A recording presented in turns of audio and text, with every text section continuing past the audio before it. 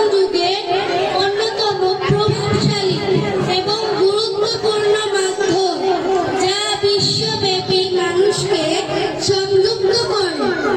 Facebook, Instagram, Twitter, WhatsApp, imo, ইউটিউবের মতো social মিডিয়ার অনেক ধরন রয়েছে। সোশ্যাল মিডিয়া মানুষের জীবনকে যেমন করেছে সহজ, তেমনি এর ক্ষতিকর দিকও কম নয়। আমি এখন সোশ্যাল মিডিয়ার সুফল বলবো। সোশ্যাল মিডিয়ার সুফল: অতিরিক্ত সোশ্যাল মিডিয়া ব্যবহারে সময়ের অপচয় ঘটায়। এটি তথ্য আদান প্রদানের দ্রুততম মাধ্যম। সোশ্যাল মিডিয়ার মাধ্যমে মানুষ খুব সহজে বিশ্বের যে কোনো প্রান্তে মানুষের সঙ্গে যোগাযোগ করতে পারে। সোশ্যাল মিডিয়ার মাধ্যমে খবর, শিক্ষা, জ্ঞানমূলক কন্টেন্ট পাওয়া যায়।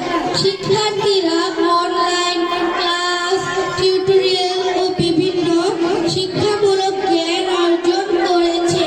ব্যবসা বাণিজ্য ও চাকরির ক্ষেত্রে নতুন সম্ভাবনা তৈরি করেছে। বিনোদনমূলক নাচ, গান, নাটক, ছবি সহজেই দেখা যায়। ইসলামিক প্রচারের ভূমিকা অনেক। এছাড়া প্রতিভা প্রকাশ, সামাজিক সচেতনতা বৃদ্ধি ও মানবিক উদ্যোগ ছড়িয়ে দিতেও এটি কার্যকর ভূমিকা রাখে। এখন আমি সোশ্যাল মিডিয়ার কুফল বলবো।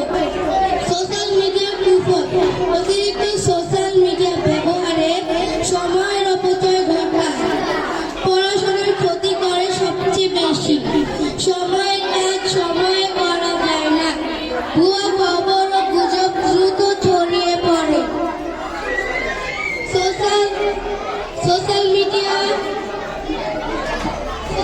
মানুষের জীবনকে যেমন করেছে সহজ, তেমনি এর ক্ষতি